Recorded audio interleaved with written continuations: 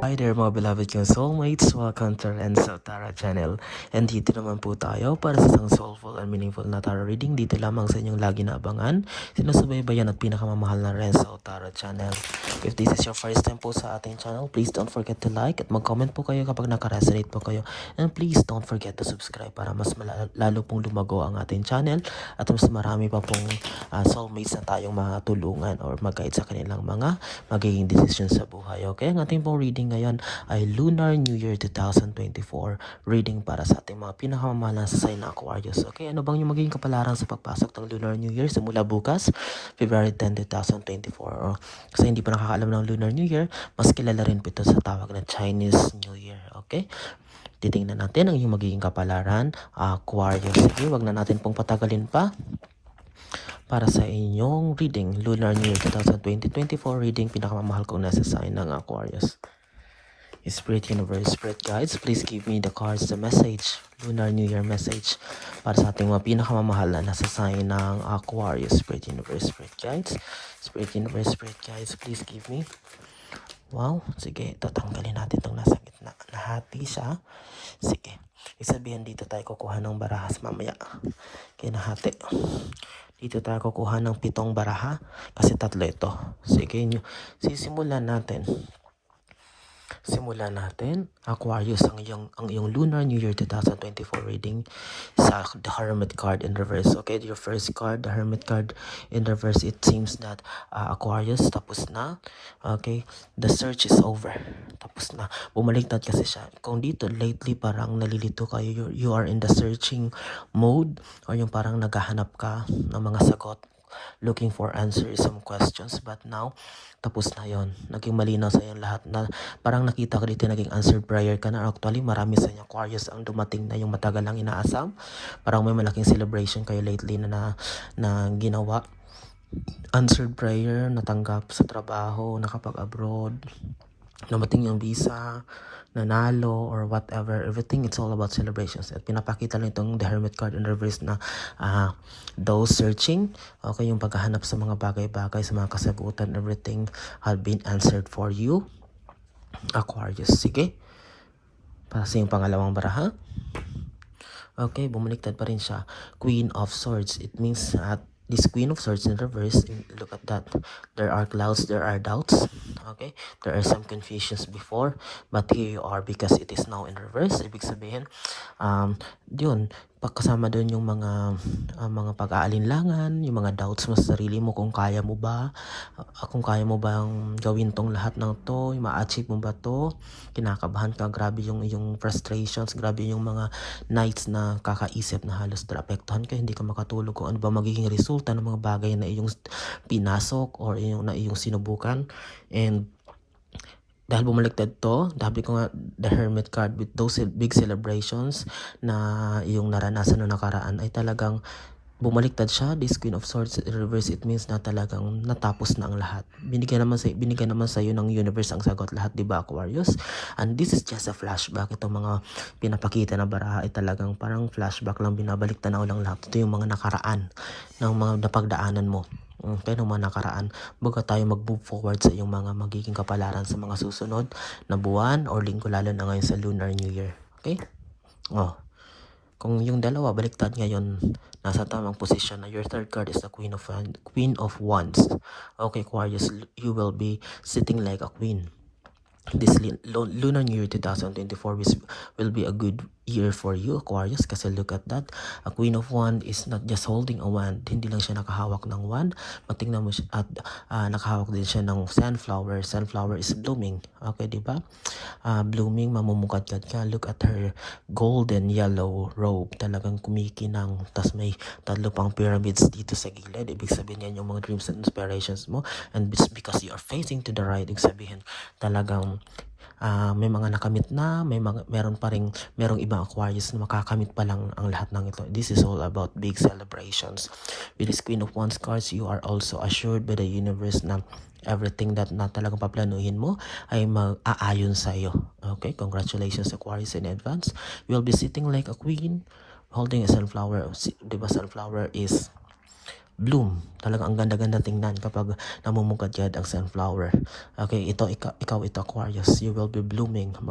Magiging blooming ka, mapapansin ng lahat ng yan kasi natapos na yung lahat ng mga problema mo na iyong pinagdaanan. Sabi ko nga, di ba, nahati kanina. Itong natitirang manipis na to, ay dito tayo kukuha ng mga remaining cards para mabuo ang ating 7 cards. Okay? Spirit Universe, Spirit Guide 7. Next messages cards po para sa ating. Ayan. Okay, yun. Look at that. Tingnan mo. Hindi ako nagkamali. Hindi nagkamali si Universe sa message. Di ba sabi kanina, sunflower. Tingnan mo. Another cosmic card. The moon. Okay. Aquarius, you will be given the clarity. Pagpasok nitong Lunar New Year na to, ay may bibigyan ka kasi parang meron pa rin mga, although parang ang energy na nare-receive ko dito Aquarius, kahit parang lately parang nakamit mo na yung mga bagay pero parang hindi ka pa rin masaya, may emptiness, parang may kulang ka pa rin hinahanap sa buhay mo. At with this moon card, bibigyan ka ng kalinawan, malinaw na pag-iisip. Okay, i-reveal lahat ng moon kung yung mga pagkakataon, yung mga tao na dapat makakatulong sa'yo at hindi makakatulong. Di ba pag lumalabas yung moon, talagang walang naitatago. Okay, the moon shines brightly. Kaya ngayon, naglalabasan yung mga hayop, yung look at the facts, umuungol sila, and everything. Talagang kapag si moon ang lumabas, talagang everything will be revealed. At dito, Aquarius, tutulungan ka ng moon card nito para mas makilala pa lalo ang mga tao sa paligid mo, para mas makilala pa lalo yung mga taong akala mo pinagkakatiwalaan mo. At dito, mabibigyan ka ng tamang desisyon na iyong dapat gagawin kung kailangan mo na mag-cut off ng mga bagay, ng mga tao, sinong dapat mong iiwasan na para alam mo yun, mabawasan naman. Kasi you have been through, napagdaanan mo ng lahat ng problema at hindi mo deserve na maranasan ito ulit. Okay, tutulungan ka nitong moon card para makilala mo kung sino ang mga to na dapat mong iwasan. Tingnan mo. Pagkatapos ng moon card, sabi ko sa iyo na i-reveal, natutulungan ka ng universe is, tingnan mo, 6 of Pentacles, pera na ang kasunod. Okay? Pentacles is money. Ibig sabihin, may mga papasok na pera. Pagpasok nitong Lunar New Year na to, magugulat yan, there are some finances na bigla-bigla susulpot na hindi mo in-expect. At kalakip nitong mga finances na to, or kalakip nitong mga pera na to na dapat mo, na makakamit mo, ay you need to balance. Tingnan mo, may hawak kang pangtimbang, balansehin, wag basta-basta ubos biyaya. At kasama rin nito ay para mas lalo pang bumuhos ang maraming biyaya, Aquarius, ay matuto kayong magbigay, matuto kayong tumulong, mag-share, lalong-lalo na sa mga nangangailangan. Cardinal rule yan, number 1 rule yan ng universe, na kapag binibigyan tayo ng biyaya ay dapat matuto tayong i-share ito sapagkat mas marami pa. Kasi mas madali itong bawiin. Napakadali mawala ang lahat. Isang iglap lang, mawala ang lahat. Akala mo talagang forever na. Pero now, pahiram lang sa atin itong mga blessings na ito. And we are being tested. Tinetest lang tayo ng universe kung hanggang saan. Okay, kung deserving ba itong tao na to na bigyan ng biyaya. Kung marunong siyang mag-share ng mga bagay-bagay. Okay, Aquarius? Alam yun? Alam ko naman hindi mo matitiis ang mga tao. Kahit nga walang-wala ka na, nagbibigay ka pa rin. How much more kung maraming biyaya ang ibigay sa'yo. Okay, Aquarius, I know na susundin mo ang lahat ng ito at if you follow these reminders by the universe, tuloy-tuloy ang biyaya na parating. Ay, sorry, dalawa. Ito po yung sa likod. Wow, tingnan mo. Sabi ko sa'yo tingnan mo, napakaganda. Okay, ngayon lang naman ako nag-reading na lumabas yung Magician card. Pag Magician card, Aquarius ang lumabas, di ba? What is about Magician? Di ba pag nanonood tayo ng Magician, he is turning everything into something na parang hindi ka mangha-mangha, parang hindi ka panipaniwala. Tingnan mo, look at the background, yellow color, hawak, andyan yung pera, andyan yung achievements, andyan yung wand, andyan yung sword, infinity wall, abundance, walang tigil. Okay, walang tigil ng mga blessings at biyaya na mararanasan. Congratulations, Aquarius. Pagpasok ng Lunar New Year na to, okay, everything will fall into place para sa iyo. Ano man ang planuhin mo, ano man ang isipin mo, balakin mo ay aayon sa iyo, sa iyong kapalaran. Congratulations in advance. And kung yung iba nakamit na ito, madadagdagan pa. Maraming alam ko, maraming tumatakbo sa isipan mo ng Aquarius. Mga future plans, mga plano bukas, susunod linggo, buwan, mga ganito nilalatag mo. But dahil nga, sabi ko lately parang malabo pa, but the Hermit card in reverse. Sabi ko magiging malinaw ang lahat. Pinasindan pa ng the Moon card na talagang bibigyan ka ng malinaw, clarity na mag-iisip. And this Magician card is just showing talaga, Aquarius, na talagang success, prosperity, and abundance ay yung mararanasan. At ito, para sa iyong pampitong baraha, Aquarius, is 9 of Wands in reverse, bumaliktad. Kung itong lumabas, ibig sabihin, after all sa mga nararanasan mo, meron pa rin mga taong sinusubaybayan, parang stalker.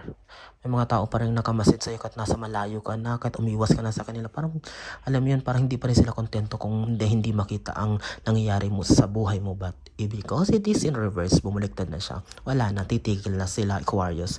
Magiging at peace na ang mind mo na alam mo yon, wala ka nang naririnig daw, sabi ni ganito, ganito, masama ka daw, ganito. Alam mo yun, lately yan yung naranasan mo. Maraming nakakarating sa yung mga messages mula sa mga taong, alam mo yun, naninira sa iyo, nainggit sa iyo. But because bumaliktad na siya, Aquarius, at magugulat ka na lang, parang itong mga susunod na buwan, mga araw ay parang naging tahimik na, wow, parang wala na silang comment ngayon sa akin. Okay? Natapos na rin pala ang lahat. And with this, pagpasok nitong Lunar New Year 2024, ay talagang wala na sila masasabi sa'yo. Okay? Kasi nanahimik ka naman eh. Okay? Siguro may iba sa inyo pinatulan, pero alam mo yon, takot din naman sila sa iyo, Aquarius, kasi palaban ka. And this card, ipapakita lang na wala na sila masasabi sa'yo, Aquarius. Okay, last 3 cards tayo. Spirit Universe, Spirit Guides. Last 3 cards para sa ating Aquarius Lunar New Year 2024 reading. Maraming salamat po sa inyong pagmamahal. Please share po natin ang ating video. At kahit hindi po kayo Aquarius, kapag feeling nyo para sa inyong reading na ito, pwede po kayo manood as a cross watcher. Sige, nahulog po ang ating baraha. Hindi po nakita ng camera. But tingnan mo Aquarius. Ayan na. Wands pa rin. 3 of Wands, Aquarius. You will be looking back. Okay? Magbabalik tanaw ka. Wow, parang ang layo na pala ng narating ko. Grabe pala yung pinagdaanan ko. Paano ko nakayanan ito ng mag-isa. Congratulations, Aquarius. Napakatapang mo. You've been through a lot. Marami kang mga pinagdaanan. Marami kang mga pagsisisi na akala mo failure yung mga bagay. Pero look at you here now. Okay, sa mga nakakamit na ng tagumpay at kakamit pa lang, magbabalik tanaw kayo. Babalikan nyo yung mga taong nang down sa'yo, nagsabi sa'yo naman kung ano-anong mga kasamaan. Babalikan mo yung mga taong walang believe sa'yo. Okay, dinisappoint ka, discriminate ka, everything. Babalikan mo yung lugar na pinagmulan mo. Talagang magbabalik tanaw ka dahil malaking biyaya ito. Dahil Magician card yung lumabas eh. You will be looking back and you will be grateful sa universe kasi binigay sa iyo yung biyaya na ito. Okay? Last 2 cards, Spirit Universe, Spirit Guys. Last 2 cards please para sa ating pinakamamahal na sa sign ng Aquarius. Last 2 cards po. Okay, last 2 cards. Ito. Ayun. Sige. Last 2 cards. Wow, the Emperor card. Okay? Aquarius, this Emperor card is parang this is all about something, nakikita ko energy dito ay masculine.